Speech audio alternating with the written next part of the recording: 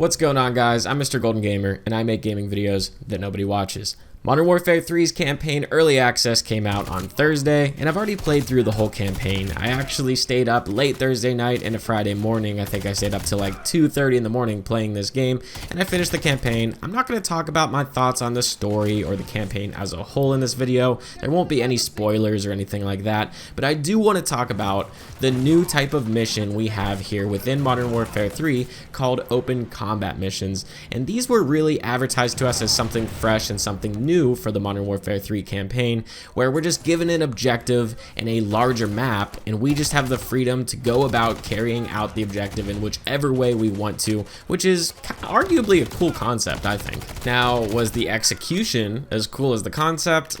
I don't really think so. My overall opinion on these is they're just average. I don't have any reason to like replay them or enjoy them that much, but I don't hate them either. They just kind of exist. A lot of people have been comparing these to the Spec Ops missions that we've seen in past years, but now just a part of the campaign, and I can see that. I think these would be a lot more fun if you could play them with a friend. You could have someone on the ground and someone as a sniper as Overwatch or something like that. I think that would be really fun, but as we all know, Spec Ops in the past few years hasn't really gotten that much attention or playtime from the community, so instead of doing a Spec Ops mode, they kind of just decided to add campaign missions that they now call open combat missions, which are essentially, I think at least, these are probably cut Spec Ops missions. It just really feels like that, and it's filler content. It really is. Sledgehammer did not have a lot of time to work on this game, and it's unfortunate. If you think about it, Vanguard came out November 5th of 2021,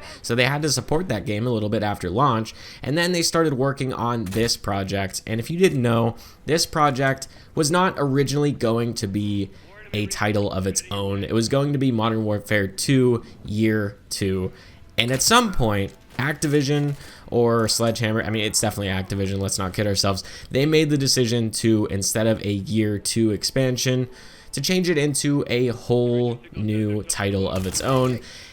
And I don't think they had enough. I don't think they had enough content for the campaign, and they didn't have enough time to actually make more campaign missions. So they took what was or could have been Spec Ops missions, and they turned them into these open combat missions, and good for them for dealing with the time constraints that they were given, because I can imagine how stressful that must have been to have such a short time window to deliver a game of possibly the biggest game franchise ever. Like, the Modern Warfare series is huge, and for Sledgehammer to deliver the expectations that the Modern Warfare series is held to in that short a time is nothing short of incredible, and I don't really hold anything against Sledgehammer for this. It's more so on the time constraint that was given to them, and that's just unfortunate. There are 6 of these open combat missions within the Modern Warfare 3 campaign, which feels like a lot, and it kinda is, but some of these are way more fun than others. The mission you're looking at right now, I had a ton of fun with. What I'm doing right here is I threw a glass bottle at that rock, which distracted the guards, and I'm able to take them out stealthily,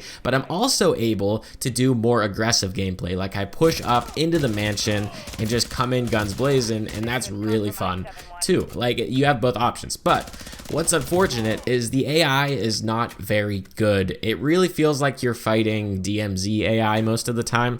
They give you the option to play these missions stealthy, and there's this mechanic where whenever you're getting spotted, your minimap turns yellow and you get to see where the people are that may have seen you, but this feels super inconsistent, and it makes it hard to play these missions in full stealth mode because the AI can sometimes just spot you when you really don't feel like you should have been spotted, and that takes a lot away from this, because if you were able to play all of these really stealthily, I think that would add a lot of replayability and a lot of fun to this. Another thing I noticed while playing through this is most of the weapons are Modern Warfare 2 carry forward weapons rather than Modern Warfare 3 specific weapons, and that decision just confuses me. If you are going to go the route of a full new game, Modern Warfare 3 rather than Modern Warfare 2 Year 2, you would expect to see most, if not all, of the weapons be from Modern Warfare 3, and that's just not the case. Most of the weapons are from Modern Warfare 2. That's not to say that Modern Warfare 3 weapons aren't in the campaign, because they are, but not to the extent that I would expect them to be for a game called Modern Warfare 3. It really makes it feel like a DLC rather than a full new game.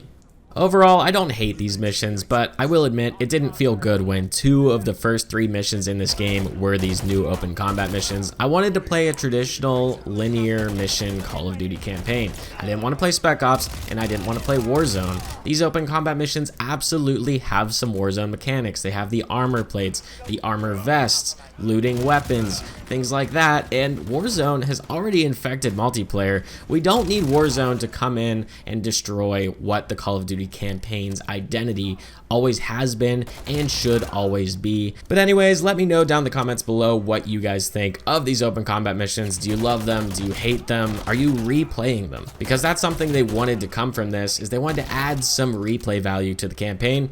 For me personally, I don't think that's gonna happen. You know, I kind of played them once, I got the story, I'm done. These are just Spec Ops missions, guys. These are filler content. They needed to add these missions in order to make the campaign long enough to warrant charging $70 and making it a standalone title.